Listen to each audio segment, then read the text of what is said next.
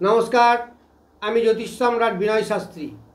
আজকে আমার ভিডিওর আলোচ্য বিষয় দেবগুরু বৃহস্পতির বৃষ রাশি থেকে মিথুনে পদার্পণে কুম্ভ রাশি বা লগ্নের জাতক জাতিকাদের এই এক বছর কিরূপ পরিবর্তন ঘটবে। এই কুম্ভ রাশি বা লগ্ন সাপেক্ষে বৃহস্পতির দ্বিতীয়পতি এবং একাদশপতি।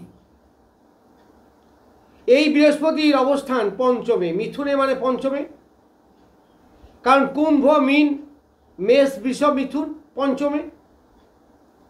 তাহলে পঞ্চম লগ্ন এবং নবম একটা ট্রাইন, অর্থাৎ একটা ত্রিভুজের তিনটি শীর্ষবিন্দু।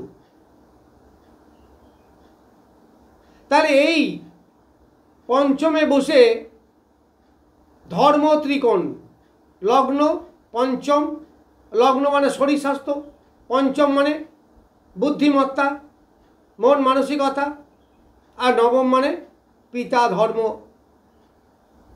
ভাগ্য, এইগুলোকে কন্ট্রোল করবে।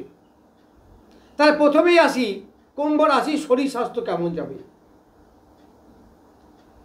তাহলে এই বৃহস্পতি মিথুনে বসে কুম্ভে নবম দৃষ্টি দিচ্ছে। আমরা জানি যে অবস্থান থেকে দৃষ্টির ক্ষমতা অনেক বেশি এবং শুভত্ব অনেক বেশি। যদি তাই হয় তাহলে কুম্ভ রাশি বা লগ্নের জাতকদের অবশ্যই শরীর স্বাস্থ্য ভালো থাকবে। যারা অনেক দিন থেকে রোগে ভুগছেন রোগমুক্ত হবেন, মন মানসিকতা ভালো হবে। আবার যারা বিরাট রোগে ভুগছেন বা দীর্ঘদিন করে কঠিন রোগে ভুগছেন, তাদের ভালো না হলেও ইমপ্রুভমেন্ট অবশ্যই হবে, উন্নতির দিকে অবশ্যই থাকবে। মন মানসিকতা অনেক ভালো থাকবে, ভালো কিছু পাওয়ার সময় এটা, এই এক বছর এদের চেষ্টা বাড়বে এবং ডেভেলপমেন্ট সার্বিকভাবে হবে। এইবার পঞ্চমে বসে আছে, তাহলে পঞ্চম থেকে আমরা কি পাই? জ্ঞান বিদ্যা বুদ্ধি। তাহলে যারা স্টুডেন্ট তাদের জ্ঞান বৃদ্ধি হবে, পড়াশুনো উন্নতি হবে। বিশেষ করে যারা হায়ার এডুকেশন আছেন তাদের খুব লাভ হবে, পড়াশোনায় মনোনিবেশ বাড়বে। যারা স্টুডেন্ট তাদের পড়াশোনার প্রতি অ্যাটেনশন বাড়বে, ধীশক্তি বৃদ্ধি পাবে, এইগুলো সবই পাবে। এই কুম্ভ রাশি বা লগ্নের জাতক জাতিকাদের নতুন প্রেম বহুজনের হবে।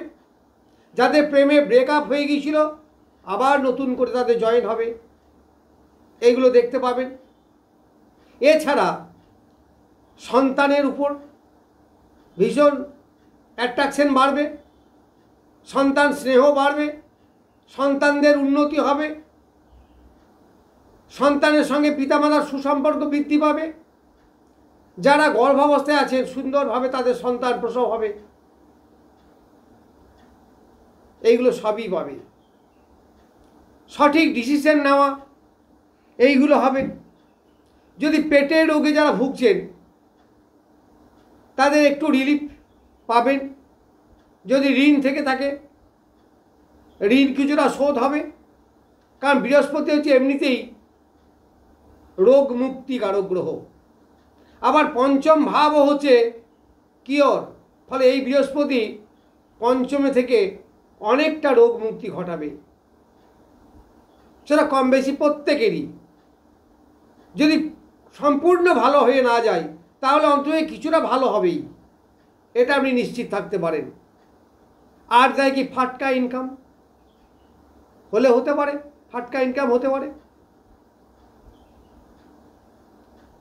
আপনার আকর্ষণ, প্রতিষ্ঠা, বিকাশ এইগুলো সবই বাড়বে, অর্থাৎ নাম যশ খ্যাতি এইগুলো বাড়বে। এরপরে আসি বৃহস্পতির পঞ্চম দৃষ্টি কোথায় পড়ছে? তুলা রাশিতে, যেটা কুম্ভ রাশির নবম স্থান। তার নবম মানে ভাগ্য, নবম মানে পিতা, নবম মানে তীর্থ ভ্রমণ, নবম মানে বিদেশ গমন, ভাগ্যের উন্নতি, এইগুলো সবই বোঝায়। তাহলে পিতার সাহচর্য পাবেন, পিতার কাছ থেকে আপনি বেনিফিটেড হতে পারেন। বা যারা চাকরি বাকরি করেন বসের কাছ থেকে উপকার, এইগুলো পেতে পারবেন।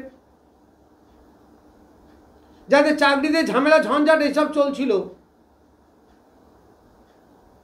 তাদের ঠিক হয়ে যাবে। যারা ভ্রমণ করতে ভালোবাসেন, ভ্রমণ হবে, ভালো ভ্রমণ হবে, বিশেষ করে তীর্থ ভ্রমণ। পিতার শরীর ভালো থাকবে, আপনি ভাগ্যের সহায়তা পাবেন, অনেক আটকে যাওয়া কাজ তা সলভ হবে, এইগুলো সবই আপনি পাবেন। আবার ধর্মকর্মের জন্য দীক্ষা নেওয়া, গুরুস্থানে যাওয়া, অর্থাৎ ধর্মকর্মের ব্যাপারে আপনার আগ্রহ বৃদ্ধি পাবে। যারা মেডিটেশন করেন তাদের লাভ হবে, আরও আগ্রহ বাড়বে, এইগুলো আপনারা পাবেন। এইবার বৃহস্পতি সপ্তম দৃষ্টি পড়ছে একাদশে, অর্থাৎ ধনু রাশিতে। ধনু রাশি মানে কুম্ভ রাশির একাদশ স্থান। একাদশ থেকে আমরা কি বিচার করি? আয়, মূলত আয় আর ইচ্ছা পূরণ। তাহলে আপনার আয় বৃদ্ধি পাবে, আপনার মনস্কামনা পূর্ণ হবে, ডিজায়ার ফুলফিলমেন্ট অবশ্যই হবে। এছাড়া আত্মীয় বর্ণের সঙ্গে সুসম্পর্ক বৃদ্ধি হবে। দাদা দিদি থাকলে তাদের সঙ্গে সুসম্পর্ক বৃদ্ধি, আবার অনেকে যে অশান্তি থেকে থাকে তা মিটে যাবে, এইগুলো আপনি পাবেন।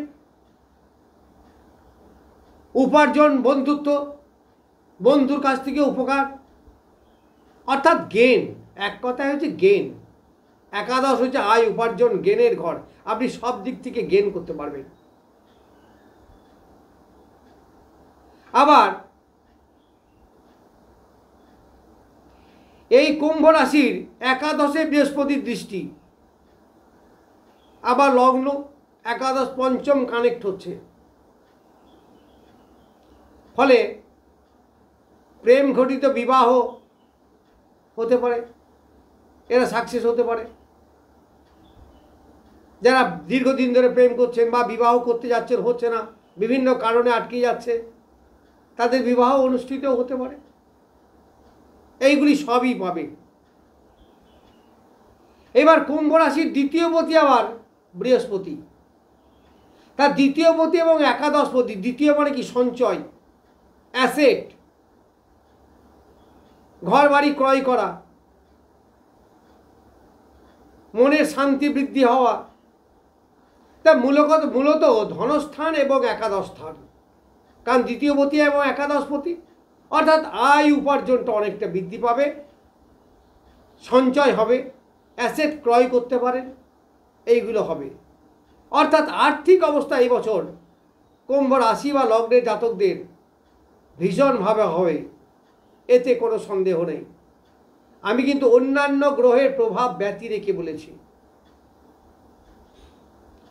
এই লগ্নে 29শে মে রাহুর প্রবেশ হবে, তাহলে সপ্তমে আসবে কেতু। তাহলে যে সমস্যার সৃষ্টি করবে রাহু এসে, শরীর স্বাস্থ্যকে ডিস্টার্ব করবে প্রথমেই। যারা গ্যাস অম্বলে ভোগে, মনের চাঞ্চল্যতা বৃদ্ধি পাবে, কিন্তু সেইটাকে কন্ট্রোল করবে এই বৃহস্পতি। কারণ বৃহস্পতি দৃষ্টি দিচ্ছে নবমে, কারণ বৃহস্পতি দৃষ্টি সর্বশুভ। তাহলে রাহু ঢুকলেও যে শরীর স্বাস্থ্য ডিস্টার্ব করার কথা তা করতে পারবে না, কারণ বৃহস্পতি ভালো কন্ট্রোল করতে পারে রাহুকে, বা রাহু কন্ট্রোলড হয় বৃহস্পতি দ্বারা। তাহলে আপনাদের শরীর স্বাস্থ্য ভীষণ খারাপ হওয়ার কথা এই 29শে মের পর থেকে, কিন্তু যেহেতু বৃহস্পতি এক বছর এখানে দৃষ্টি দেবে, ফলে শরীর স্বাস্থ্য ডিস্টার্ব করতে পারবে না, মন মানসিকতাকে অতটা চঞ্চল করতে পারবে না, রোগ ভোগে অতটা ভোগাতে পারবে না। যার ফলে এই কুম্ভ রাশি বা লগ্নের জাতক জাতিকাদের পক্ষে এই বৃহস্পতির স্থানান্তর বা রাশির পরিবর্তন ভীষণভাবে উপকারে আসবে।